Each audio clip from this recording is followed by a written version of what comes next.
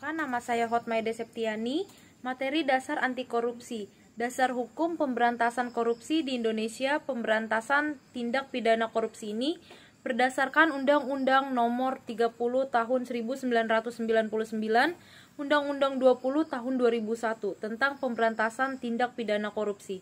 Pengertian korupsi, mungkin di sini ada yang belum tahu apa sih yang dimaksud dengan korupsi. Jadi kalau korupsi itu berasal dari bahasa Latin yang berarti korupsi, atau bisa dikatakan ini bermakna musuh, rusak atau merusak. Faktor-faktor dan teori penyebab korupsi. Jadi kalau kita mau lihat latar belakangnya, kenapa sih orang melakukan tindak pidana korupsi? Jadi saya mengambil dari salah satu teori Donald Creasy. Di sana menyampaikan ada namanya Frown Triangle. Yang pertama itu adanya pressure, maksudnya adanya tekanan. Jadi orang itu melakukan tindak pidana korupsi karena dia merasa tertekan. Misalkan ada kebutuhan rumah tangganya yang harus dipenuhi, sehingga dia merasa tertekan dan harus memenuhinya dengan melakukan tindakan korupsi. Yang kedua itu adalah opportunity.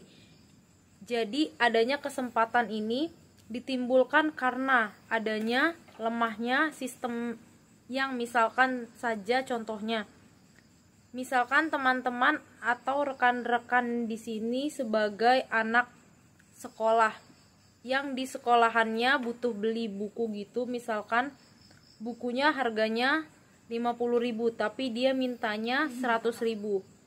Cuman karena kita orang tua tidak mengecek lemahnya sistem pengendalian, akhirnya tetap kita kasih uangnya 100.000 walaupun sebenarnya itu 50.000. Kemudian yang ketiga itu adalah rasionalisasi, itu adalah pembenaran.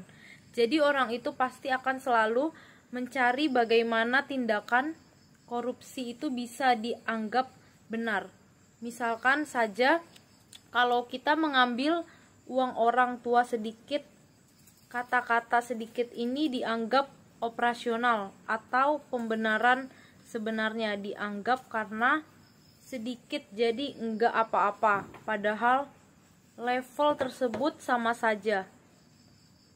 30 delik tindak pidana korupsi dan pengelompokannya. Kemudian dalam Undang-Undang 20 tahun 2001 tadi disampaikan ada 30 bentuk tindak pidana korupsi seperti suap, pemerasan, dan gratifikasi.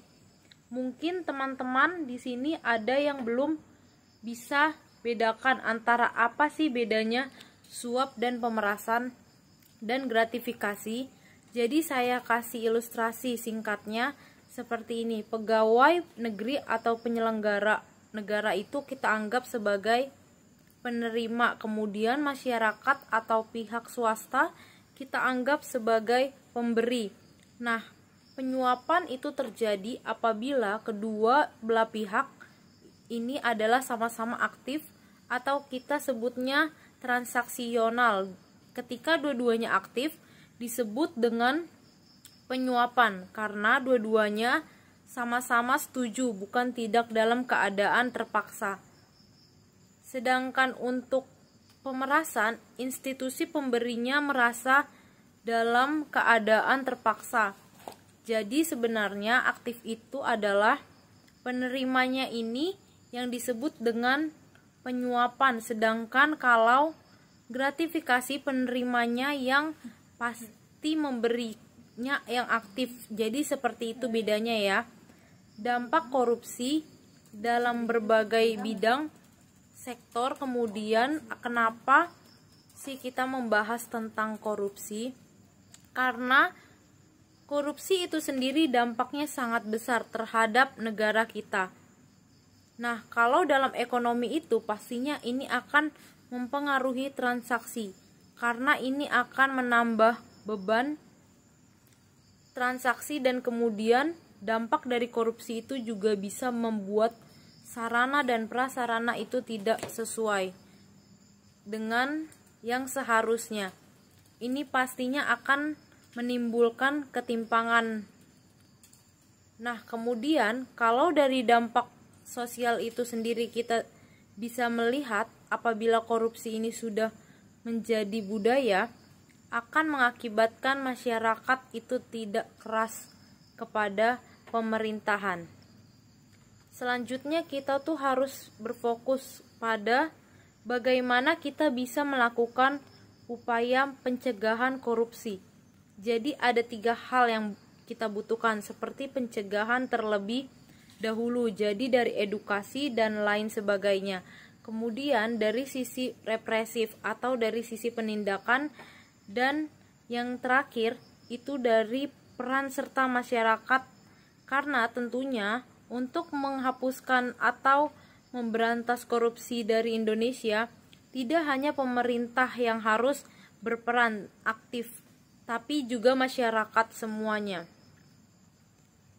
Terima kasih.